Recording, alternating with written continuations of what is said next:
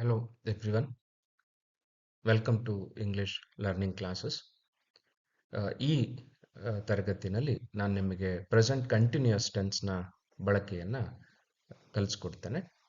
ಹಿಂದಿನ ಎರಡು ತರಗತಿಗಳಲ್ಲಿ ನಾನು ನಿಮಗೆ ಸಬ್ಜೆಕ್ಟ್ ಮತ್ತು ಆಬ್ಜೆಕ್ಟನ್ನು ಹೇಗೆ ಅರ್ಥ ಮಾಡಿಕೊಳ್ಬೇಕು ಮತ್ತು ವರ್ಬನ್ನು ಕೂಡ ನಾವು ಹೇಗೆ ಅರ್ಥ ಮಾಡಿಕೊಳ್ಬೇಕು ಅನ್ನೋದನ್ನು ಎರಡು ತರಗತಿಗಳಲ್ಲಿ ವಿವರವಾಗಿ ಹೇಳಿದ್ದೆ.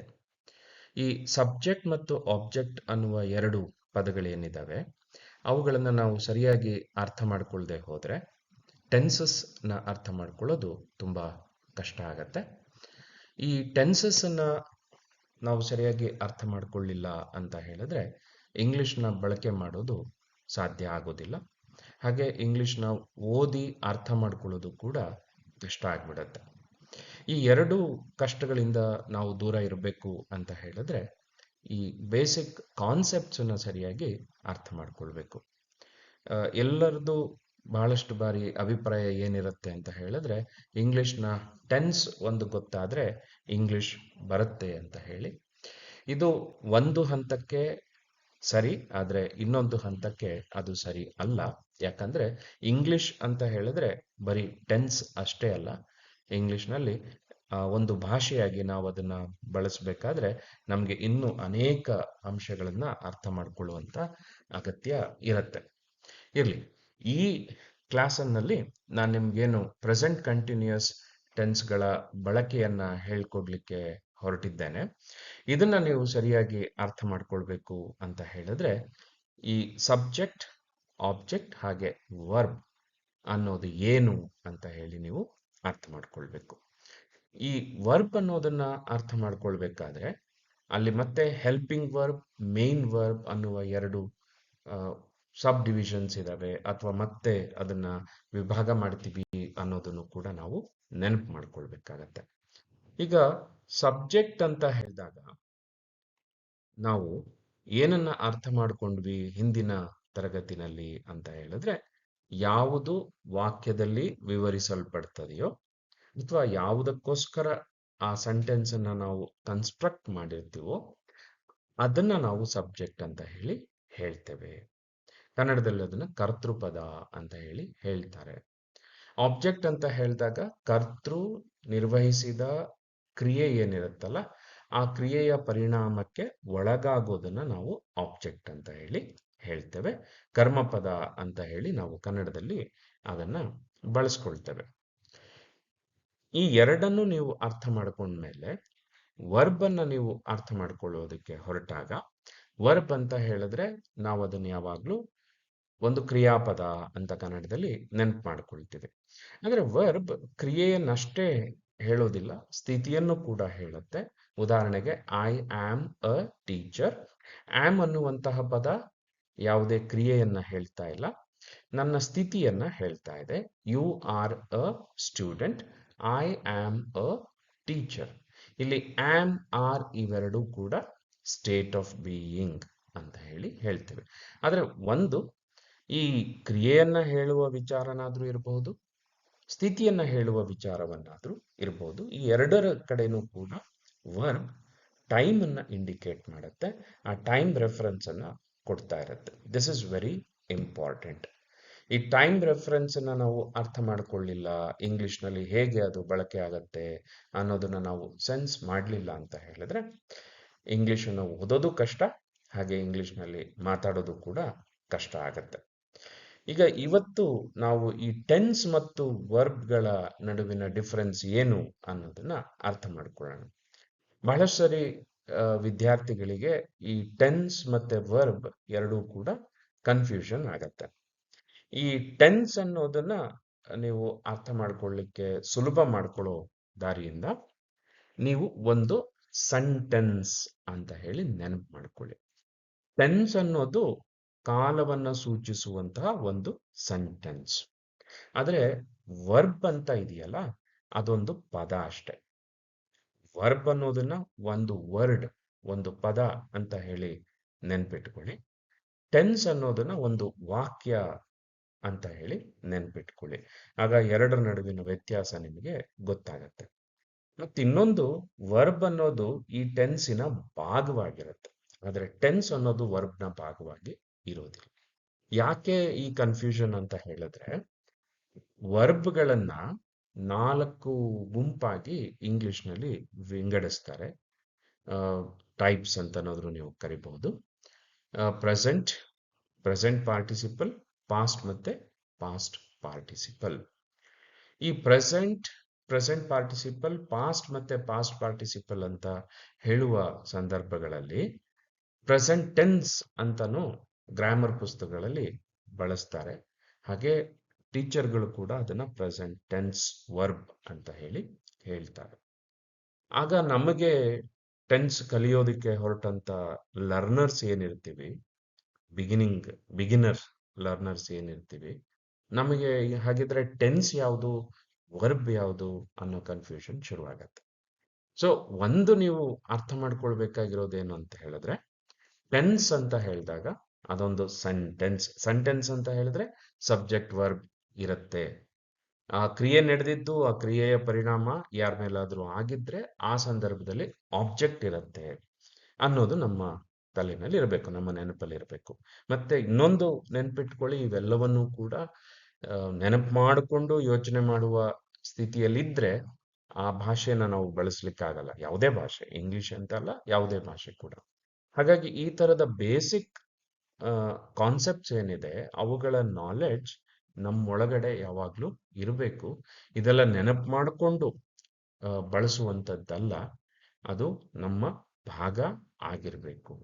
ಈಗ ನಮಗೆ ತುಂಬಾ ಪರಿಚಯ ಇರುವಂತ ರಸ್ತೆ ಇರುತ್ತೆ, ಆ ರಸ್ತೆಯಲ್ಲಿ ನಾವು ನಡ್ಕೊಂಡು ಹೋಗ್ತೇವೆ ಆರಾಮಾಗಿ, ಅದರಲ್ಲಿ ಸೈಕಲ್ ಮೇಲೆ ಹೋಗ್ತೇವೆ, ಕಾರಲ್ಲಿ ಹೋಗ್ತೇವೆ, ಬಸ್ಸಲ್ಲಿ ಹೋಗ್ತೇವೆ, ನಮ್ಗೆ ಯಾವುದೇ ಸಮಸ್ಯೆ ಇರಲ್ಲ.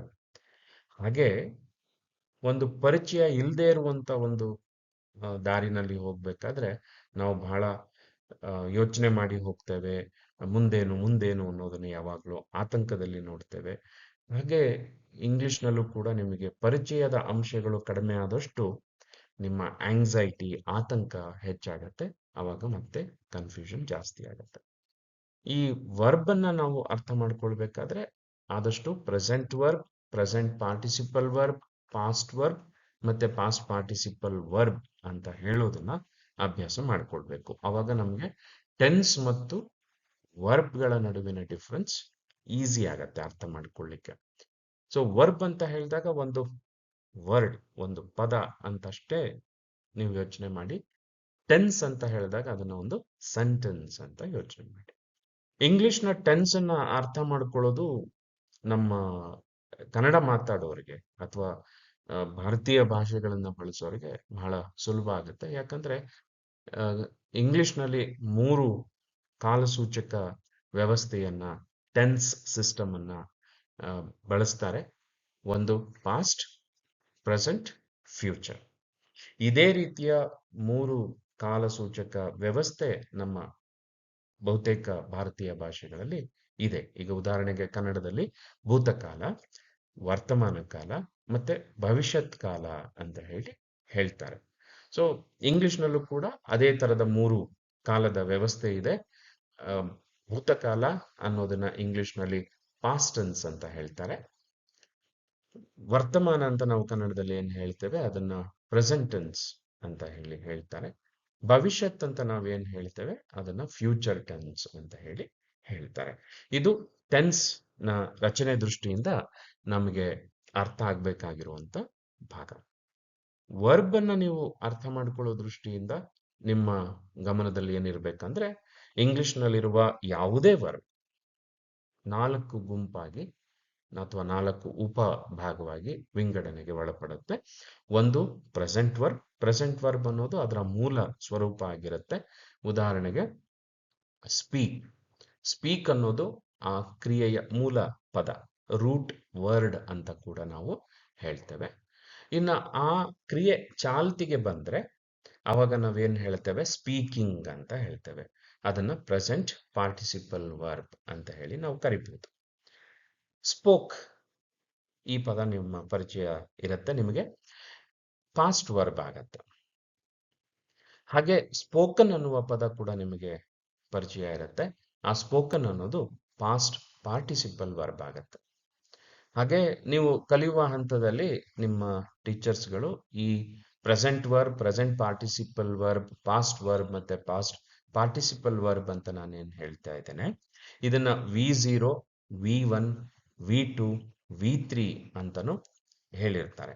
ಈಗ ಯಾವುದೇ ಹೆಸರು ಅದು ನಮ್ಮ ಅನುಕೂಲಕ್ಕೆ, ಕಲಿಯುವ ಅನುಕೂಲಕ್ಕೆ, ನಿಮಗೆ ಸುಲಭ ಆಗಲಿ, ಪ್ರೆಸೆಂಟ್ ವರ್ಬ್ ಅನ್ನೋದು ನೆನ್ಪಿಟ್ಕೊಳ್ಳೋದು ನಿಮಗೆ ಕಷ್ಟ ಆಗ್ಬೋದು. ಹಾಗಾಗಿ ಅದನ್ನ V0, V1, V2, V3 ಅಂತ ಹೇಳಿ ನೆನ್ಪಿಟ್ಕೊಳ್ಳಿ ಅಂತ ಹೇಳಿ ಟೀಚರ್ಸ್ ನಿಮಗೆ ಹೇಳ್ಕೊಟ್ಟಿರ್ತಾರೆ. ಇರ್ಲಿ, ನೀವು ಯಾವುದೇ ಮೆಥಡ್ ಅನ್ನ ತಗೊಂಡ್ರೂ ಕೂಡ ಒಂದು ನಿಮಗೆ ಸರಿಯಾಗಿ ಅರ್ಥ ಆಗ್ಬೇಕಾಗಿರೋ ವಿಷಯ ಏನಂದ್ರೆ, ಟೆನ್ಸ್ ಅನ್ನೋದು ಒಂದು ಸೆಂಟೆನ್ಸ್, ಕಾಲಸೂಚಕ ವಾಕ್ಯದ ವ್ಯವಸ್ಥೆ.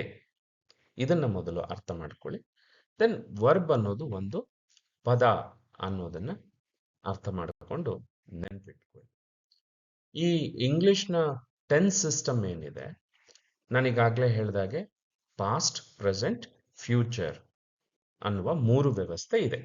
ಹಾಗೆ ಕೆಲವು ವ್ಯಾಕರಣ ಪಂಡಿತರ ಪ್ರಕಾರ, ಇಂಗ್ಲಿಷ್ ಗ್ರಾಮೇರಿಯನ್ಸ್ನ ಪ್ರಕಾರ, ಗ್ರಾಮರ್ ಎಕ್ಸ್ಪರ್ಟ್ಸ್ನ ಪ್ರಕಾರ, ಇಂಗ್ಲಿಷ್ ಅನ್ನೋದು ಕೇವಲ 2 ಟೆನ್ಸ್ ಅನ್ನ ಹೊಂದಿದೆ, ಒಂದು ಪಾಸ್ಟ್ ಮತ್ತೊಂದು ಪ್ರೆಸೆಂಟ್ ಅನ್ನುವ ಒಂದು ವಾದ ಇದೆ.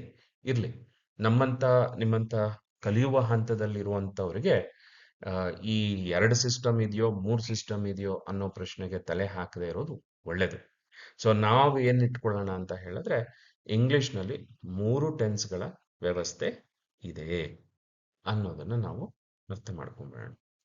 ಈ ಫ್ಯೂಚರ್ ಟೆನ್ಸ್ ಅನ್ನೋದು ಬೇರೆ ರೂಪದಲ್ಲಿ ಅರ್ಥ ಮಾಡ್ಕೊಳ್ಬೇಕು. ಇಂಗ್ಲಿಷ್ನಲ್ಲಿ ಫ್ಯೂಚರ್ ಟೆನ್ಸ್ ಅಂತ ಇಲ್ಲ, ಅದನ್ನ ಕಂಡೀಷನಲ್ ಟೆನ್ಸ್ ಅಂತ ಅರ್ಥ ಮಾಡ್ಕೊಳ್ಬೇಕು ಅಂತ ಕೆಲವು ವ್ಯಾಕರಣ ಪಂಡಿತರು ಹೇಳ್ತಾರೆ. ಇರ್ಲಿ ಬಿಡಿ, ಅದು ಈ ಉನ್ನತ ಅಧ್ಯಯನಕ್ಕೆ ಹೋಗ್ತಾರಲ್ಲ, ಹೈಯರ್ ಎಜುಕೇಶನ್ ಕಲಿಯಕ್ಕೆ ಹೋಗ್ತಾರಲ್ಲ, ಅವ್ರ ಸಮಸ್ಯೆ ಅದ, ಅವ್ರಿಗೆ ಬಿಟ್ಬಿಡೋಣ. ಈಗ ನಾನು ಮತ್ತೆ ನೀವು ಇಂಗ್ಲಿಷನ್ನ ಬಳಸೋದಿಕ್ಕೆ ಹೊರಟಿರುವಂತ ಸಾಮಾನ್ಯ ಜನ, ಹಾಗಾಗಿ ನಮಗೆ ಅವೆಲ್ಲ ಟೆಕ್ನಿಕಲ್ ಆಗಿ ತಲೆ ಕೆಡಿಸ್ಕೊಳ್ಳುವಂತ ಅವಶ್ಯಕತೆ ಇಲ್ಲ. ಸೊ ಹಾಗಾಗಿ ಅದನ್ನ ಅಲ್ಲಿಗೆ ಬಿಟ್ಬಿಡೋಣ. ಸೊ ನಮ್ಮ ಕಲಿಕೆಗೆ ಇಂಗ್ಲಿಷ್ನಲ್ಲಿ 3 ಟೆನ್ಸ್ಗಳ ವ್ಯವಸ್ಥೆ ಇದೆ, ಪಾಸ್ಟ್, ಪ್ರೆಸೆಂಟ್ ಮತ್ತೆ ಫ್ಯೂಚರ್ ಅಂತ ಹೇಳಿ ನೆನ್ಪಿಟ್ಕೊಳ್ಬೇಕು. ಒಂದು. ಎರಡನೇದು, ಈ ಎಲ್ಲ ಟೆನ್ಸ್ಗಳನ್ನ ಮತ್ತೆ 4 ಉಪಗುಂಪುಗಳಾಗಿ ವಿಂಗಡಣೆಯನ್ನ ಮಾಡ್ಕೊಳ್ತೀವಿ. ನೆನ್ಪಿಟ್ಕೊಳ್ಳಿ, ಇಂಗ್ಲಿಷ್ ಭಾಷೆ ಎಲ್ಲೂ ಕೂಡ ನಾನೀಗ ಪಾಸ್ಟ್ ಅಲ್ಲಿ ಇದ್ದೀನಿ, ಪ್ರೆಸೆಂಟ್ ಅಲ್ಲಿ ಇದ್ದೀನಿ, ಫ್ಯೂಚರ್ ಅಲ್ಲಿ ಇದ್ದೀನಿ ಅಂತೇನು ಹೇಳೋದಿಲ್ಲ. ಅದು ನಮ್ಮ ಅನುಕೂಲಕ್ಕೆ ಅರ್ಥ ಮಾಡ್ಕೊಳ್ಳೋದಿಕ್ಕೆ ನಾವೇನ್ ಮಾಡಿದೀವಿ ಅಂತ ಹೇಳಿದ್ರೆ, ಈ ಏನು ಗುಂಪುಗಳನ್ನ ರಚನೆ ಮಾಡ್ಕೊಂಡಿದ್ದೀವಿ, ವಿಭಾಗ ಮಾಡ್ಕೊಂಡಿರ್ತೀವಿ. ಯಾಕೆ ವಿಭಾಗ ಮಾಡ್ಕೊಳ್ತೀವಿ ಅಂದ್ರೆ, ನಮಗ ಅರ್ಥ ಮಾಡ್ಕೊಳ್ಳಿಕ್ಕೆ ಸುಲಭ ಆಗತ್ತೆ ಅನ್ನೋ ಒಂದೇ ಕಾರಣಕ್ಕೆ ಈ ವಿಭಾಗ ಇರುತ್ತೆ. ಈ ಟೆನ್ಸ್ಗಳನ್ನ 4 ವಿಂಗಡಣೆ ಮಾಡ್ತೀವಿ. ಒಂದನ್ನ ಸಿಂಪಲ್ ಅಂತ ಹೇಳ್ತೇವೆ, ಇನ್ನೊಂದು ಕಂಟಿನ್ಯೂಸ್ ಆಗತ್ತೆ, ಮತ್ತೊಂದು ಪರ್ಫೆಕ್ಟ್, ಇನ್ನೊಂದು ಪರ್ಫೆಕ್ಟ್ ಕಂಟಿನ್ಯೂಸ್. ಈಗ ಉದಾಹರಣೆಗೆ ಪ್ರೆಸೆಂಟ್ ಟೆನ್ಸ್ ಅನ್ನ ನೀವು ತಗೊಂಡ್ರೆ, ಅದರಲ್ಲಿ ಸಿಂಪಲ್ ಪ್ರೆಸೆಂಟ್ ಟೆನ್ಸ್, ಕೆಲವು ಪುಸ್ತಕಗಳಲ್ಲಿ ಪ್ರೆಸೆಂಟ್ ಸಿಂಪಲ್ ಟೆನ್ಸ್ ಅಂತಾನೂ ಬಳಕೆ ಆಗಿರುತ್ತೆ. ನಮ್ಮ ಅನುಕೂಲಕ್ಕೋಸ್ಕರ ಅದನ್ನ ಸಿಂಪಲ್ ಪ್ರೆಸೆಂಟ್ ಟೆನ್ಸ್ ಅಂತಾನೂ ಕೂಡ ನಾವು ಹೇಳ್ತೇವೆ. Present continuous tense, present perfect tense, present perfect continuous tense. So ಈ 4 ಟೆನ್ಸ್ಗಳು ಪ್ರೆಸೆಂಟ್ ಟೆನ್ಸಿನ ಭಾಗ. ಮೇಲ್ನೋಟಕ್ಕೆ ಏನಪ್ಪಾ ಇದು 4 ಭಾಗ ಇದೆ, ಹಂಗಾರೆ 4ನ್ನು ಅರ್ಥ ಮಾಡ್ಕೊಳ್ಬೇಕಾ? ಸೊ ಹಾಗಿದ್ರೆ ಸರ್, ನೀವು ಹೇಳೋ ಪ್ರಕಾರ ಇಂಗ್ಲಿಷ್ನಲ್ಲಿ 3 ಟೆನ್ಸ್ ಇದೆ, ಮತ್ತದಕ್ಕೆ ಪ್ರತಿಯೊಂದಕ್ಕೂ 4 ಉಪಭಾಗಗಳಿರ್ತವೆ.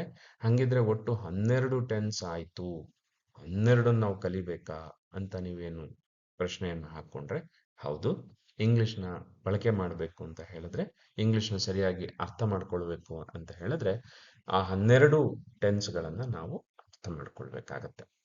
ಆದ್ರೆ ಸರಿಯಾಗಿ ನಾವು ಹಂತವಾಗಿ ಅರ್ಥ ಮಾಡ್ಕೊಳ್ತಾ ಹೋದ್ರೆ ಅದು ಕಷ್ಟ ಆಗೋದಿಲ್ಲ. ಒಂದು ವೇಳೆ ಇಂಗ್ಲಿಷ್ ಅಷ್ಟೆಲ್ಲ ಕಷ್ಟ ಆಗಿದ್ರೆ ಜಗತ್ತಿನಲ್ಲಿ ಎಲ್ಲಾ ಕಡೆನೂ ಇಂಗ್ಲಿಷ್ ಬಳಕೆನಲ್ಲಿ ಇರ್ತಿರ್ಲಿಲ್ಲ. ಸೊ ಹಾಗಾಗಿ ಇಂಗ್ಲಿಷ್ ಬಳಕೆನಲ್ಲಿ ಇದೆ ಅಂತ ಹೇಳಿದ್ರೆ ಅದು ಸಿಂಪಲ್ ಆಗಿ ಇರಬೇಕು. ದ ಓನ್ಲಿ ಥಿಂಗ್ ಇಸ್, ಅಲ್ಲೊಂದು ಸಣ್ಣ ಡಿಫ್ರೆನ್ಸ್ ಇರುತ್ತೆ. ಆ ಡಿಫ್ರೆನ್ಸ್ ಅನ್ನ ನಾವು ಸರಿಯಾಗಿ ಅರ್ಥ ಮಾಡ್ಕೊಳ್ಬೇಕಷ್ಟೇ. ಅರ್ಥ ಮಾಡ್ಕೊಂಡಾಗ the difference becomes a knowledge. ಓ, ಅದು ಈ ಕಾರಣಕ್ಕೆ ಭಿನ್ನವಾಗಿದೆ, ಇಲ್ಲಿ ಅದರ ವಿಶೇಷತೆ ಇದೆ ಅಂತ ಹೇಳಿ ನಮ್ಗದು ನಾಲೆಡ್ಜ್ ಆಗಿ ನಮ್ಮಲ್ಲಿ ಬೆಳೆಯುತ್ತೆ. ಆದ್ರೆ ಅದನ್ನ ಸರಿಯಾಗಿ ನಾವು ಅರ್ಥ ಮಾಡ್ಕೊಳ್ಳಿಲ್ಲ ಅಂತ ಹೇಳಿದ್ರೆ ಅದೊಂದು ಕನ್ಫ್ಯೂಷನ್ ಆಗಿ ನಮ್ಮಲ್ಲಿ ಉಳ್ಕೊಂಡ್ಬಿಡತ್ತೆ. ಸೊ ಹಾಗಾಗಿ ಈ ಪ್ರೆಸೆಂಟ್ ಟೆನ್ಸಿನ ವ್ಯವಸ್ಥೆಗೆ ನಾವು ವಾಪಸ್ ಬಂದ್ರೆ, ಈ ಪ್ರೆಸೆಂಟ್ ಟೆನ್ಸ್ ಅಲ್ಲಿ 4 ಸಬ್ ಕ್ಲಾಸಿಫಿಕೇಶನ್ ಇದೆ, ಉಪ ವಿಭಾಗ ಇದೆ. ಅದನ್ನ ನಾವೇನ್ ಮಾಡ್ತೇವೆ, ಸಿಂಪಲ್ ಪ್ರೆಸೆಂಟ್ ಟೆನ್ಸ್ ಅಂತ ಕರಿತೇವೆ, ಪ್ರೆಸೆಂಟ್ ಕಂಟಿನ್ಯೂಸ್ ಟೆನ್ಸ್ ಅಂತ ಒಂದಕ್ಕೆ ಹೇಳ್ತೇವೆ, ಇನ್ನೊಂದಕ್ಕೆ ಪ್ರೆಸೆಂಟ್ ಪರ್ಫೆಕ್ಟ್ ಟೆನ್ಸ್ ಅಂತ ಹೇಳ್ತೇವೆ, ಇನ್ನೊಂದಕ್ಕೆ ಪ್ರೆಸೆಂಟ್ ಪರ್ಫೆಕ್ಟ್ ಕಂಟಿನ್ಯೂಸ್ ಟೆನ್ಸ್ ಅಂತ ಹೇಳಿ ಹೇಳ್ತೇವೆ. ನಾನೀಗಾಗಲೇ ಈ ತರಗತಿಯ ಆರಂಭದಲ್ಲಿ ಹೇಳಿದೆ, ಇವತ್ತಿನ ಈ ತರಗತಿನಲ್ಲಿ ಪ್ರೆಸೆಂಟ್ ಕಂಟಿನ್ಯೂಸ್ ಟೆನ್ಸ್ ಅನ್ನ ಹೇಗೆ ಬಳಸಬೇಕು ಅನ್ನೋದನ್ನ ನಾನು ನಿಮಗೆ ವಿವರಿಸ್ತೇನೆ ಅಂತ ಹೇಳಿ. ಈ ಟೆನ್ಸಸ್ ಅನ್ನ ಅರ್ಥ ಮಾಡ್ಕೊಳ್ಬೇಕಾದ್ರೆ ನಮಗೆ ಮತ್ತೊಂದು ವಿಷಯ ಗಮನದಲ್ಲಿರಬೇಕು. ಏನಂತ ಹೇಳಿದ್ರೆ, ಈ ಟೆನ್ಸ್ಗಳಲ್ಲಿ, ಅದರಲ್ಲೂ ಮುಖ್ಯವಾಗಿ ಇಂಗ್ಲಿಷ್ನ ಟೆನ್ಸ್ಗಳಲ್ಲಿ ಅದರ ಸ್ಟ್ರಕ್ಚರ್ ತುಂಬಾ ಮುಖ್ಯ ಆಗತ್ತೆ, ನಂತರ ಅದರ ಫಂಕ್ಷನ್. ಹಂಗಾದ್ರೆ ಈ ಸ್ಟ್ರಕ್ಚರ್ ಅಂದ್ರೆ ಏನು ಅಂತ ನೀವು ಕೇಳಿದ್ರೆ, ನಾನು ನಿಮಗೆ ಹಿಂದಿನ 2 ತರಗತಿಗಳಲ್ಲಿ ಸಬ್ಜೆಕ್ಟ್ ವರ್ಬ್ ಆಬ್ಜೆಕ್ಟ್ ಅಂತ ಹೇಳಿ ಹೇಳ್ತಾ ಇದ್ದೆ. ನೀವು ಕನ್ನಡದ ದೃಷ್ಟಿಯಿಂದ ಯೋಚನೆ ಮಾಡಿದಾಗ ಕನ್ನಡದ ವಾಕ್ಯ ಪ್ರಕಾರದಲ್ಲಿ ಏನಾಗುತ್ತೆ, ಸಬ್ಜೆಕ್ಟ್, ಆಬ್ಜೆಕ್ಟ್, ಆಮೇಲೆ ವರ್ಬ್. ಆದ್ರೆ ಇಂಗ್ಲಿಷ್ನಲ್ಲಿ ಸಬ್ಜೆಕ್ಟ್, ವರ್ಬ್, ಆಬ್ಜೆಕ್ಟ್ ಬಳಕೆಗೆ ಬರುತ್ತೆ. ಹಾಗಿದ್ರೆ ಮೂರೂ ದೃಷ್ಟಿಯಿಂದ, ಅಂದ್ರೆ ಈ ಕನ್ನಡ ಭಾಷೆಯಿಂದ ನೋಡಿದಾಗ್ಲೂ ಕೂಡ, ಇಂಗ್ಲಿಷ್ ಭಾಷೆಯಿಂದ ನೋಡಿದಾಗ್ಲೂ ಕೂಡ 3 ಅಂಶಗಳು ಹಾಗೆ ಇದ್ದಾವೆ. ಒಂದು ಸಬ್ಜೆಕ್ಟ್, ಇನ್ನೊಂದು ಆಬ್ಜೆಕ್ಟ್, ಮತ್ತೊಂದು ವರ್ಬ್. ಕನ್ನಡದಲ್ಲಿ ಅದು ಸಬ್ಜೆಕ್ಟ್ ಬರುತ್ತೆ, ಆಮೇಲೆ ಆಬ್ಜೆಕ್ಟ್ ಬರುತ್ತೆ, ಆಮೇಲೆ ವರ್ಬ್ ಬರುತ್ತೆ. ಇಂಗ್ಲಿಷ್ನಲ್ಲಿ ಅದೇನಾಗುತ್ತೆ, ಸಬ್ಜೆಕ್ಟ್ ಆಬ್ಜೆಕ್ಟ್ ನ ನಡುವೆ ವರ್ಬ್ ಬರುತ್ತೆ. ಒಟ್ನಲ್ಲಿ 3 ಅಂಶಗಳು ಒಂದು ವಾಕ್ಯದಲ್ಲಿ ಇರುತ್ತವೆ, ಆದ್ರೆ 3ಅನ್ನ ಜೋಡಿಸುವ ರೀತಿ ಡಿಫರೆಂಟ್ ಆಗಿರುತ್ತೆ. ಹಾಗಾಗಿ ಈ ಟೆನ್ಸಸ್ ಅನ್ನ ನಾವು ಅರ್ಥ ಮಾಡ್ಕೊಳ್ಬೇಕು ಅಂತ ಹೇಳಿದಾಗ್ಲೂ ಕೂಡ ಆ ಸಿಸ್ಟಮ್ ಹೇಗಿರುತ್ತೆ ಅನ್ನೋದು, ಅದರ ಸ್ಟ್ರಕ್ಚರ್ ಹೇಗಿರುತ್ತೆ ಅನ್ನೋದು ತುಂಬಾ ಮುಖ್ಯ. ಇಲ್ಲಿ ಮತ್ತೆ ಇಂಗ್ಲಿಷ್ನ ಒಂದು ವಿಶೇಷತೆ ಏನಪ್ಪಾ ಅಂತ ಹೇಳಿದ್ರೆ, ವರ್ಡ್ ಆರ್ಡರ್ ತುಂಬಾ ಮುಖ್ಯ ಆಗತ್ತೆ. ನೀವು ಪದಗಳನ್ನ ಹೇಗೆ ಜೋಡಿಸ್ತೀರಿ ಅನ್ನೋದು ತುಂಬಾ ಮುಖ್ಯ ಆಗತ್ತೆ. ನನ್ನ ಬಹಳಷ್ಟು ತರಗತಿಗಳಲ್ಲಿ ನಾನು ನಿಮಗೆ ಒಂದು ಉದಾಹರಣೆಯನ್ನ ಹೇಳ್ತಾ ಬಂದಿದ್ದೇನೆ, ಮತ್ತೆ ಇನ್ನೊಮ್ಮೆ ಆ ಉದಾಹರಣೆಯನ್ನ ಹೇಳ್ತೇನೆ. ಏನ್ ಸರ್ ಇದು ತುಂಬಾ ವಿವರಣೆ ಕೊಡ್ತಾರೆ, ತುಂಬಾ ತಲೆ ತಿಂತಾರೆ ಅಂತ ನೀವೇನಾದ್ರೂ ಯೋಚನೆ ಮಾಡೋದಾದ್ರೆ, ಅದಕ್ಕೆ ಕಾರಣ ಇಷ್ಟೇನೆ. ಪ್ರತಿ ಬಾರಿ ಇಂಗ್ಲಿಷ್ನ ಟೆನ್ಸ್ಗಳನ್ನ ಅರ್ಥ ಮಾಡ್ಕೊಳ್ಬೇಕಾದ್ರೆ ನಾವು ಕನ್ಫ್ಯೂಷನ್ಗೊಳಗಾಗ್ತೇವೆ. ಇಂಗ್ಲಿಷ್ನ ಸೆಂಟೆನ್ಸ್ ಬರಿಬೇಕಾದ್ರೂ ಕೂಡ ಕನ್ಫ್ಯೂಷನ್ಗೊಳಗಾಗ್ತೇವೆ. ಯಾಕಂದ್ರೆ ಕನ್ನಡ ಮಾತಾಡುವಂಥವರಾಗಿ ನಾವು ಕನ್ನಡದ ವಾಕ್ಯದ ವ್ಯವಸ್ಥೆಗೆ ಹೊಂದ್ಕೊಂಡ್ಬಿಟ್ಟಿರ್ತೀವಿ. ಅದನ್ನೇ ಇಂಗ್ಲಿಶಿನ ವಾಕ್ಯದ ವ್ಯವಸ್ಥೆಗೆ ತರ್ತೀವಿ, ಅವಾಗ ನಮಗೆ ಸಮಸ್ಯೆ ಬರುತ್ತೆ. ಈಗ ನಿಮಗೆ ಶಾಲೆನಲ್ಲಿ ಯಾವಾಗ್ಲೂ ಟೆನ್ಸಸ್ ಅನ್ನ ಹೇಳ್ಕೊಡ್ಬೇಕಾದ್ರೆ, ಆಕ್ಟಿವ್ ಪ್ಯಾಸಿವ್ ವಾಯ್ಸ್ ಅನ್ನ ಹೇಳ್ಕೊಡ್ಬೇಕಾದ್ರೆ ಒಂದು ವಾಕ್ಯನ ಹೇಳ್ತಾರೆ, ರಾಮ ಕಿಲ್ಡ್ ರಾವಣ ಅಂತ ಹೇಳಿ. ಇದನ್ನೇ ನೀವು ಕನ್ನಡದಲ್ಲಿ ತಗೊಂಡಾಗ ರಾಮನು ರಾವಣನನ್ನು ಕೊಂದನು ಅನ್ನುವಂತ ಒಂದು ವಾಕ್ಯವನ್ನ ನಾವು ಹೇಳ್ತೇವೆ ಕನ್ನಡದಲ್ಲಿ ಹೇಳಿದಾಗ. ನೀವು ಗಮನಿಸ್ಕೊಳ್ಳಿ, ರಾಮ ಕಿಲ್ಡ್ ರಾವಣ, ರಾಮ ಕಿಲ್ಡ್ ರಾವಣ, ರಾಮ ಹಾಗೆ ರಾವಣ ಹಾಗೆ 2 ಪದಗಳಿದ್ದಾವೆ. ಅದೇ ಕನ್ನಡದಲ್ಲಿ ನೋಡಿ, ರಾಮ ರಾವಣ ಅಂತಷ್ಟೇ ಇರೋಲ್ಲ, ರಾಮನು ರಾವಣನನ್ನು ಅಂತಿರತ್ತೆ. ಇದು ನಿಮಗೆ ಕನ್ನಡದಲ್ಲಿ ಪಾಠ ಕಲಿಬೇಕಾದ್ರೆ ನಿಮ್ಮ ಕನ್ನಡ ಕಲಿಸುವ ಶಿಕ್ಷಕರು ವಿಭಕ್ತಿ ಪ್ರತ್ಯಯಗಳು ಅಂತ ಹೇಳಿ ನಿಮ್ಗೆ ಹೇಳ್ಕೊಟ್ಟಿರ್ತಾರೆ. ರಾಮನು, ರಾವಣನನ್ನು, ಅನ್ನು, ಈ ಅನ್ನು ಮತ್ತೆ ನು ಈ 2 ಭಾಗನ ಸೇರಿಸ್ಕೊಂಡು ರಾಮನು ರಾವಣನನ್ನು ಕೊಂದನು ಅಂತ ಹೇಳಿ ನಾವು ಕನ್ನಡದಲ್ಲಿ ವಾಕ್ಯವನ್ನ ರಚಿಸ್ತೇವೆ. ಇಂಗ್ಲಿಷ್ನಲ್ಲಿ ಆ ವ್ಯವಸ್ಥೆ ಇಲ್ಲ. ಕ್ರಿಯಾಪದಕ್ಕೆ ಮೊದಲು ಬಂದ್ರೆ ಅದನ್ನ ನಾವು ಕ್ರಿಯೆಗೆ ಕಾರಣ ಆದಂಥದ್ದು ಅಂತ ತಗೋಬೇಕಾಗತ್ತೆ. ಕ್ರಿಯಾಪದದ ನಂತರ ಬಂದ್ರೆ ಆ ಕ್ರಿಯೆಗೆ ಒಳಗಾಗಿದ್ದು ಅಂತ ನಾವು ತಗೊಳ್ಬೇಕಾಗತ್ತೆ. ಸೊ ರಾಮ ರಾವಣ, ಕನ್ನಡದಲ್ಲಿ ರಾಮನು ರಾವಣನನ್ನು ಅಂತ ಹೇಳುವ ವ್ಯವಸ್ಥೆ ಏನಿದೆ, ಇಂಗ್ಲಿಷ್ನಲ್ಲಿ ಆ ರಾಮನು ಅನ್ನೋ ಅರ್ಥ ಎಲ್ಲಿ ಬರುತ್ತಪ್ಪ ಅಂತ ಹೇಳಿದ್ರೆ ವಾಕ್ಯದ ಆರಂಭದಲ್ಲಿ ರಾಮ ಬಂತು, ಕಿಲ್ಡ್, ಆಮೇಲೆ ರಾವಣ ಬಂತು.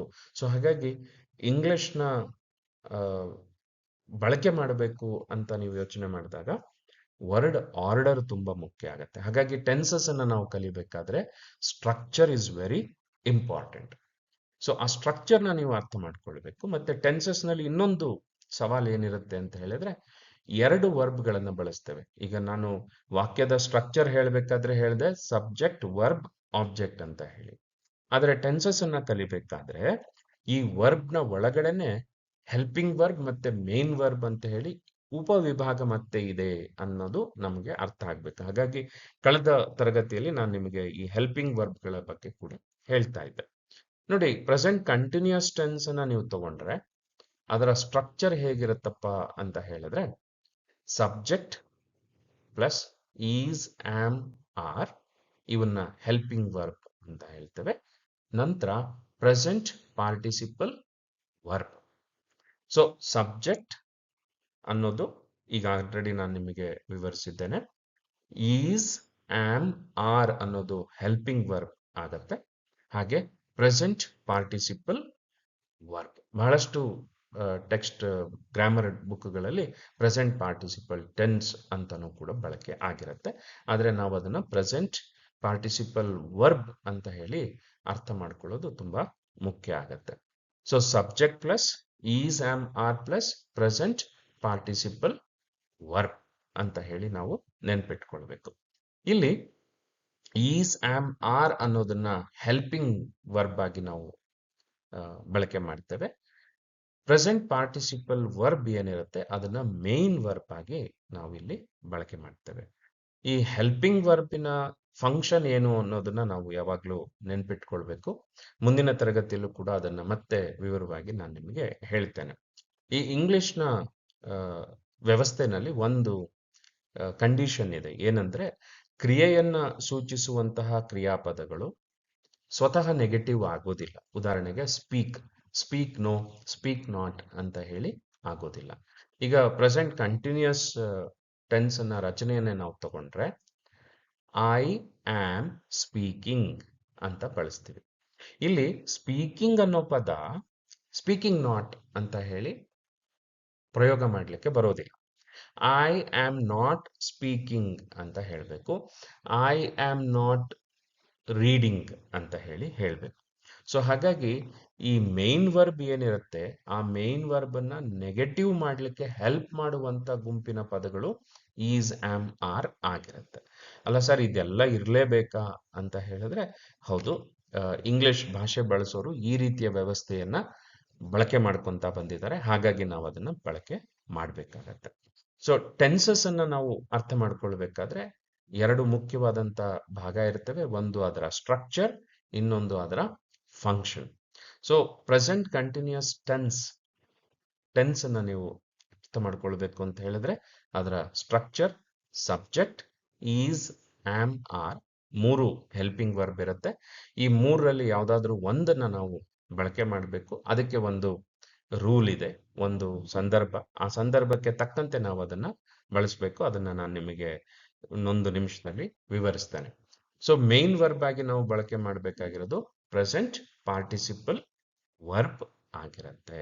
So subject, is, am, are, present participle verb ಇದು ಪ್ರೆಸೆಂಟ್ ಕಂಟಿನ್ಯೂಸ್ ಟೆನ್ಸ್ ನ ಸ್ಟ್ರಕ್ಚರ್ ಆಗಿರುತ್ತೆ. ಮೊದಲು ಸ್ಟ್ರಕ್ಚರ್ ಅನ್ನ ಅರ್ಥ ಮಾಡಿಕೊಂಡು ನಂತರ ಅದರ ಫಂಕ್ಷನ್ ಕಡೆಗೆ ಹೋಗೋಣ. ಈ ಈಸ್, ಆಮ್, ಆರ್ ಅನ್ನ ನಾವು ಹೇಗಪ್ಪ ಆಯ್ಕೆ ಮಾಡ್ಕೊಳ್ಬಹುದು? ಸರ್ ಈಗ ಈಸ್, ಆಮ್, ಆರ್ 3 ಇದೆ, ಆ 3ನ್ನು ಬಳಸೋದಕ್ಕೆ ಆಗೋದಿಲ್ಲ. ಯಾವ್ದಾದ್ರು ಒಂದನ್ನ ಮಾತ್ರ ಬಳಸ್ಬೇಕು. ಹೇಗೆ ಅದನ್ನ ಬಳಕೆ ಮಾಡೋದು ಅಂತ ಹೇಳಿದ್ರೆ ಸಬ್ಜೆಕ್ಟ್ ಯಾವ್ದಿರುತ್ತೋ ಅದರ ನಂಬರ್ ಮತ್ತು ಪರ್ಸನ್ ಅನ್ನು ಆಧಾರವಾಗಿಟ್ಕೊಂಡು ನಾವು ಆಯ್ಕೆ ಮಾಡ್ಕೊಳ್ಬೇಕಾಗತ್ತೆ. ನಂಬರ್ ಅಂತ ಹೇಳಿದ್ರೆ ಸಿಂಗ್ಯುಲರ್, ಪ್ಲೂರಲ್, ಏಕವಚನ, ಬಹುವಚನ. ಇದು ಬಹಳ ಸಿಂಪಲ್ ಆಗಿ ನಾವು ಅರ್ಥ ಮಾಡ್ಕೊಂಡ್ಬಿಡ್ಬೋದು. ಪರ್ಸನ್ ಅಂತ ಹೇಳಿದಾಗ ಸ್ವಲ್ಪ ಕನ್ಫ್ಯೂಷನ್ ಜಾಸ್ತಿ ಆಗತ್ತೆ. ಪರ್ಸನ್ ಅಂತ ಹೇಳಿದ್ರೆ ವ್ಯಕ್ತಿ ಸಾಮಾನ್ಯ ದೃಷ್ಟಿಯಿಂದ. ಆದ್ರೆ ಇಲ್ಲಿ ವ್ಯಾಕರಣದಲ್ಲಿ ಪರ್ಸನ್ ಅಂತ ಹೇಳಿದಾಗ ಏನು ಯಾರು ಮಾತಾಡ್ತಾರೆ, ಈಗ ನಾನು ಮಾತಾಡ್ತಾ ಇದ್ದೇನೆ, ನಾನು ಮಾತನಾಡುತ್ತಿರುವೆ, ಐ ಆಮ್ ಸ್ಪೀಕಿಂಗ್.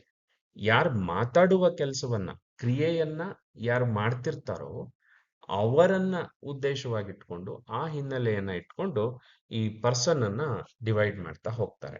ಸೊ ಒಂದು ಫಸ್ಟ್ ಪರ್ಸನ್, ಯಾರು ಕ್ರಿಯೆಯಲ್ಲಿ ಭಾಗವಹಿಸ್ತಾ ಇದ್ದಾರೋ ಅವರು ಫಸ್ಟ್ ಪರ್ಸನ್ ಮಾತಾಡ್ತಾ ಇದ್ದಾರೆ, ಫಸ್ಟ್ ಪರ್ಸನ್. ನಾನು ಮಾತಾಡ್ತಾ ಇದ್ದೇನೆ, ಫಸ್ಟ್ ಪರ್ಸನ್. ನನ್ನ ಮಾತನ್ನ ಕೇಳ್ತಾ ಇರೋರು second person. So first person ಅಂತ ಹೇಳಿದಾಗ ಸ್ಪೀಕರ್, ಸೆಕೆಂಡ್ ಪರ್ಸನ್ ಅಂತ ಹೇಳಿದಾಗ ಲಿಸನರ್, ಕೇಳ್ತಾ ಇರೋರು. ಇವರಿಬ್ರೂ ಸೇರಿ ಇನ್ನೊಬ್ಬರ ಬಗ್ಗೆ ಮಾತಾಡಿದ್ರೆ ಅವರನ್ನ ನಾವು ಥರ್ಡ್ ಪರ್ಸನ್ ಅಂತ ಹೇಳ್ತೇವೆ. ಈಗ ನೋಡಿ, ನಾನು ನಿಮಗೆ ಇಂಗ್ಲಿಷ್ ಈಸ್ ಡಿಫರೆಂಟ್ ಅಂತ ಹೇಳ್ತಾ ಇದ್ದೇನೆ. ಸೊ ನಾನು ಮತ್ತೆ ನೀವು ಇಂಗ್ಲಿಷ್ನ ಬಗ್ಗೆ ಮಾತಾಡ್ತಾ ಇದ್ದೇವೆ. So English third person. I am different, ನಾನು ಸ್ವಲ್ಪ ಡಿಫರೆಂಟ್. ಸೊ ಇಲ್ಲಿ ಹೇಳ್ತಾ ಇರೋದು ಯಾರು? ನಾನು. I am different. ನಾನು ನಿಮಗೆ ಹೇಳ್ತೇನೆ you are different. You are different ಅಂತ ಹೇಳಿದಾಗ ನೀವು ಸೆಕೆಂಡ್ ಪರ್ಸನ್ ಲಿಸನರ್ ಆಗಿ ಇದರಲ್ಲಿ ಭಾಗವಹಿಸ್ತಾ ಇದ್ದೀರಿ. So first person, second person, third person. ಇಲ್ಲಿ ಮತ್ತೆ ನಾನು ನಿಮಗೆ ಉದಾಹರಣೆಗಳನ್ನ ಕೊಡಬೇಕಾದ್ರೆ ಐ ಅಂತ ಕೊಟ್ಟೆ, ಯು ಅಂತ ಕೊಟ್ಟೆ, ಇಂಗ್ಲಿಷ್ ಅಂತ ಕೊಟ್ಟೆ. ಇಲ್ಲಿ ಐ ಮತ್ತೆ you, we, he, she, it, they, ಈ ತರದ ಪದಗಳನ್ನ ನೀವು ಪ್ರನೌನ್ಗಳು ಅಂತ ಕಲ್ತಿರ್ತೀರಿ. ನಾಮಪದಗಳ ಬದಲಿಗೆ ಬಳಸುವಂತ ಪದಗಳು ಪ್ರನೌನ್ಗಳಾಗಿರ್ತವೆ. ಐ ನಾನು, ವಿ ನಾವು, ಯು ನೀನು, ಅವನು, ಹಿ ಅವಳು, ಶಿ ಅದು ಇದು, ಇಟ್ ಅವರು ಇವರು, ದೇ. ಈ ಪ್ರನೌನ್ಗಳು ನೌನ್ಗಳ ಬದಲಾಗಿ ಬಳಕೆಯಾಗುವಂತ ಪದಗಳು ಅಂತಾದಾಗ ಸಹಜವಾಗಿ ನಮಗೆ ಈ ನೌನ್ಗಳು ಪರ್ಸನ್ ದೃಷ್ಟಿಯಿಂದ ಹೇಗೆ ಅರ್ಥ ಮಾಡ್ಕೊಳ್ಬೇಕು ಅನ್ನುವಂಥ ಪ್ರಶ್ನೆ ಬರುತ್ತೆ. ಎಲ್ಲಾ ನೌನ್ಗಳು ಥರ್ಡ್ ಪರ್ಸನ್ ಆಗಿರ್ತವೆ. All nouns are third person. ಈ ಥರ್ಡ್ ಪರ್ಸನ್ ನಲ್ಲಿ ನಾವು ಬಳಸುವ ನೌನ್ಗಳೇನಿರುತ್ತಲ್ಲ, ಅದರಲ್ಲಿ ಮತ್ತೆ ಪ್ರಾಪರ್ ನೌನ್, ಕಾಮನ್ ನೌನ್ ಅಂತ ಡಿವೈಡ್ ಮಾಡ್ತಾರೆ. ಸೊ ಪ್ರಾಪರ್ ನೌನ್ ಅಂತ ಹೇಳಿದಾಗ ತುಂಬಾ ಗೊಂದಲ ಮಾಡ್ಕೊಳ್ಳುವಂತ ಅವಶ್ಯಕತೆ ಇಲ್ಲ. ಪ್ರಾಪರ್ ನೌನ್ ಅಂತ ಹೇಳಿದ್ರೆ ಒಂದು ನಿರ್ದಿಷ್ಟವಾದಂತ ಹೆಸರು. ಈಗ ಉದಾಹರಣೆಗೆ ನನ್ನನ್ನ ನೀವು ಮ್ಯಾನ್ ಅಂತ ಕರಿಬಹುದು, ಪುರುಷ ಅಂತ ಕರಿಬಹುದು. ಆದ್ರೆ ನನಗೊಂದು ನಿರ್ದಿಷ್ಟವಾದ ಹೆಸರಿದೆ, ಸದಾನಂದ ಅಂತ ಸೊ ಸದಾನಂದ ಅನ್ನೋದು ಪ್ರಾಪರ್ ಆಗತ್ತೆ. ಮ್ಯಾನ್ ಅನ್ನೋದು ಅಥವಾ ಟೀಚರ್ ಅಂತ ಹೇಳೋದು ಕಾಮನ್ ಆಗತ್ತೆ. ಹಾಗೆ ಸಿಟಿ ಕಾಮನ್ ಆಗತ್ತೆ, ಮೈಸೂರು ಪ್ರಾಪರ್ ಆಗತ್ತೆ. ಸೊ ಎಲ್ಲ ನೌನ್ಗಳು ಕೂಡ ಏನಾಗಿರುತ್ತೆ? ಥರ್ಡ್ ಪರ್ಸನ್ ಆಗಿರುತ್ತೆ. ಸಿಟಿ ಅನ್ನೋದು ಸಿಟೀಸ್ ಅಂತಾಗಿ ಪ್ಲೂರಲ್ ಆಗತ್ತೆ, ಸಿಂಗ್ಯುಲರ್ ಪ್ಲೂರಲ್ ಆಗತ್ತೆ. ಆದ್ರೆ ಸದಾನಂದ ಅನ್ನೋದು ಸಿಂಗ್ಯುಲರ್ ಆಗಿ ಉಳ್ಕೊಳ್ಳುತ್ತೆ, ಸದಾನಂದಗಳು ಆಗೋದಿಲ್ಲ. ಸೊ ಅದೊಂದು ಎಚ್ಚರ ನಮ್ಗೆ ಇರಬೇಕು. ಸೊ ಈ ಈಸ್ ಆಮ್ ಆರ್ ಅನ್ನ ನಾವು ಹೇಗೆ ಆಯ್ಕೆ ಮಾಡ್ಕೊಳ್ಬೇಕು ಅಂತ ಹೇಳಿದ್ರೆ, ಆ ವಾಕ್ಯದ ಸಬ್ಜೆಕ್ಟ್ ಏನಿರುತ್ತಲ್ಲ ಅದರ ನಂಬರ್ ಮತ್ತು ಪರ್ಸನ್. ನಂಬರ್ ಅಂತ ಹೇಳಿದ್ರೆ ಸಿಂಗ್ಯುಲರ್ ಮತ್ತು ಪ್ಲೂರಲ್. ಪರ್ಸನ್ ಅಂತ ಹೇಳಿದಾಗ ಈಗ ಆಲ್ರೆಡಿ ನಾನು ನಿಮಗೆ ವಿವರಿಸಿದೆ, ಫಸ್ಟ್ ಪರ್ಸನ್, ಸೆಕೆಂಡ್ ಪರ್ಸನ್ ಮತ್ತೆ ಥರ್ಡ್ ಪರ್ಸನ್. ಸೊ ಇವುಗಳ ಆಧಾರದ ಮೇಲೆ ನಾವೇನ್ ಮಾಡ್ಬೇಕಾಗತ್ತೆ? ಈಸ್ ಆಮ್ ಆರ್ ಅನ್ನ ಬಳಕೆ ಮಾಡ್ಬೇಕಾಗತ್ತೆ. ಕೆಲವು ಉದಾಹರಣೆಗಳನ್ನ ನೀವು ನೋಡೋದಾದ್ರೆ, I am speaking English, you are speaking English. They are speaking English. Raju and Rani are speaking English. Raju is speaking English. Rani is speaking English. Adre Raju and Rani are speaking English. So she is speaking English. He is speaking English. They are speaking English. ನೀವಿಲ್ಲಿ ಈ ಎಲ್ಲ ಸಬ್ಜೆಕ್ಟ್ಗಳ ಜೊತೆಗೆ is am R ಅಲ್ಲಿ ಯಾವುದನ್ನ ನಾವು ಬಳಸ್ತಾ ಇದ್ದೀವಿ ಅನ್ನೋದನ್ನ ನೀವು ಗಮನಿಸಬೇಕಾಗತ್ತೆ. ಸೊ ಒಂದು ಒಳ್ಳೆಯ ರೀತಿನಲ್ಲಿ ನಾವು ಇಂಗ್ಲಿಷನ್ನ ಕಲಿಬೇಕು ಅಂತ ಹೇಳಿದ್ರೆ, ಮೊದಲು ನಾವು ಸರಿಯಾದ ವಿಧಾನ, ಸರಿಯಾದ ರೀತಿ ಯಾವುದು ಅನ್ನೋದನ್ನ ನೋಟಿಸ್ ಮಾಡಬೇಕು. ನೀವು ನೋಟಿಸ್ ಮಾಡಬೇಕು, ಐ ಅನ್ನುವ ಜೊತೆಗೆ ಆಮ್ ಬಳಕೆ ಆಗತ್ತೆ. ವಿ, ಯು, ದೇ ಅನ್ನುವ ಪ್ರನೌನ್ಗಳ ಜೊತೆಗೆ ಆರ್ ಬಳಕೆ ಆಗತ್ತೆ. ರಾಜು ಅಂತ ಬಂದಾಗ ಈಸ್, ರಾಣಿ ಅಂತ ಬಂದಾಗ ಈಸ್, ರಾಜು ಬದಲು ಹಿ ಬಳಸ್ತೇವೆ ಈಸ್, ರಾಣಿ ಬದಲು ಶಿ ಬಳಸ್ತೇವೆ ಈಸ್, ವಸ್ತುಗಳು ಬಂದಾಗ ಇಟ್ ಬಳಸ್ತೇವೆ ಈಸ್. ಅದೇ ರಾಜು ಅಂಡ್ ರಾಣಿ ಅಂತ ಹೇಳಿದಾಗ ದೇ ಬಳಸ್ತೇವೆ, ದೇ ಬಳಸಿದಾಗ ಆರ್ ಆಗತ್ತೆ. ರಾಜು ಅಂಡ್ ರಾಣಿ ಅಂತ ಬಳಸಿದಾಗಲೂ ಕೂಡ ಆರ್ ಆಗತ್ತೆ. ನೀವು ಇದನ್ನ ನೋಟಿಸ್ ಮಾಡಿ, ನೀವು ಅದನ್ನ ಪ್ರಾಕ್ಟೀಸ್ ಮಾಡ್ತಾ ಹೋದ್ರೆ ನಿಮಗೆ ಅವಾಗ ಇಂಗ್ಲಿಷ್ ಕಲಿಯೋದು, ಬಳಕೆ ಮಾಡೋದು ಸುಲಭ ಆಗಿರುತ್ತೆ. ಸೊ ಇವತ್ತಿನ ಈ ತರಗತಿನಲ್ಲಿ ನಾನು ನಿಮಗೆ ಪ್ರೆಸೆಂಟ್ ಕಂಟಿನ್ಯೂಸ್ ಟೆನ್ಸ್ನ ಸ್ಟ್ರಕ್ಚರ್ ಅನ್ನ ನಿಮಗೆ ಪರಿಚಯ ಮಾಡಿಸಿದ್ದೇನೆ. ಈ ಸ್ಟ್ರಕ್ಚರ್ ಅನ್ನ ಅರ್ಥ ಮಾಡ್ಕೊಳ್ಬೇಕಾದ್ರೆ ಹೆಲ್ಪಿಂಗ್ ವರ್ಬ್ ಮತ್ತೆ ಮೇನ್ ವರ್ಬ್ಗಳ ಕಾನ್ಸೆಪ್ಟ್ ನಮಗೆ ತುಂಬಾ ಮುಖ್ಯ ಆಗತ್ತೆ. ಹಾಗೆ ಈ ಹೆಲ್ಪಿಂಗ್ ವರ್ಬ್ ಒಂದಕ್ಕಿಂತ ಹೆಚ್ಚಿದ್ರೆ, ಈಗ ಪ್ರೆಸೆಂಟ್ ಕಂಟಿನ್ಯೂಸ್ ಟೆನ್ಸ್ ಅಲ್ಲಿ ಈಸ್, ಆಮ್, ಆರ್ 3 ಹೆಲ್ಪಿಂಗ್ ವರ್ಬ್ಗಳಿದೆ. ಅದರಲ್ಲಿ ಯಾವುದನ್ನ ಆರಿಸ್ಕೊಳ್ಬೇಕು ಅಂತ ಬಂದಾಗ ಸಬ್ಜೆಕ್ಟಿನ ನಂಬರ್ ಮತ್ತು ಪರ್ಸನ್ನಿನ ಆಧಾರದ ಮೇಲೆ ಆರಿಸ್ಕೊಳ್ಬೇಕು ಅಂತ ಹೇಳಿ ನಾನು ನಿಮಗೆ ವಿವರಿಸಿದ್ದೇನೆ. ಇದು 10ನೇ ತರಗತಿನಲ್ಲಿ ಮತ್ತೆ ಹಾಗೆ PUC ಹಂತದ ತರಗತಿನಲ್ಲಿ ಸಬ್ಜೆಕ್ಟ್ ವರ್ಬ್ ಅಗ್ರಿಮೆಂಟ್ ಅಂತ ಹೇಳಿ ವ್ಯಾಕರಣದ ಭಾಗದಲ್ಲಿ ಬಳಕೆ ಆಗತ್ತೆ. ಇದರ ಮೇಲೆ ಕೆಲವು ಪ್ರಶ್ನೆಗಳು ಕೂಡ ಇರುತ್ತವೆ. ಹಾಗಾಗಿ ನೀವು ಇದನ್ನ ಸರಿಯಾಗಿ ಅರ್ಥ ಮಾಡಿಕೊಂಡ್ರೆ ಒಂದು ಇಂಗ್ಲಿಷ್ ಬಳಕೆ ಮಾಡೋದು ಸುಲಭ ಆಗತ್ತೆ, ಹಾಗೆ ಎಕ್ಸಾಮ್ ಅಲ್ಲಿ ಹೆಚ್ಚಿನ ಮಾರ್ಕ್ಸ್ ತಗೊಳ್ಳಿಕ್ಕೂ ಕೂಡ ಅನುಕೂಲ ಆಗತ್ತೆ. ಸೊ ಇವತ್ತಿನ ತರಗತಿಯನ್ನ ಸರಿಯಾಗಿ ನೀವು ಕೇಳಿದ್ದೀರಿ ಮತ್ತೆ ಉದಾಹರಣೆಗಳನ್ನ ನೀವು ಬರ್ಕೊಂಡಿದ್ದೀರಿ ಅಂತ ಹೇಳಿ ಭಾವಿಸ್ತೇನೆ. ಮತ್ತೆ ಮುಂದಿನ ತರಗತಿಯಲ್ಲಿ ನಾವು ಈ ಪ್ರೆಸೆಂಟ್ ಕಂಟಿನ್ಯೂಸ್ನ ಟೆನ್ಸಿನ ಫಂಕ್ಷನ್ಸ್ ಏನು ಅಂತ ಹೇಳಿ ಅರ್ಥ ಮಾಡ್ಕೊಳ್ಳೋಣ. ಯಾಕಂದ್ರೆ ಈ ತರಗತಿನಲ್ಲಿ ನಾನು ಅದರ ಸ್ಟ್ರಕ್ಚರ್ ಅನ್ನಷ್ಟೇ ಪರಿಚಯ ಮಾಡಿಸಿದ್ದೇನೆ. ಮುಂದಿನ ತರಗತಿನಲ್ಲಿ ಯಾವ್ಯಾವ ಸಂದರ್ಭದಲ್ಲಿ ಪ್ರೆಸೆಂಟ್ ಕಂಟಿನ್ಯೂಸ್ ಟೆನ್ಸ್ ಅನ್ನ ನಾವು ಬಳಸಬಹುದು ಅನ್ನೋದನ್ನ ವಿವರಿಸ್ತೇನೆ. ಮುಂದಿನ ತರಗತಿಯಲ್ಲಿ ನಾವು ಮತ್ತೆ ಭೇಟಿಯಾಗೋಣ. ಅಲ್ಲಿಯವರೆಗೆ ಬಾಯ್, ಗುಡ್ ಬಾಯ್.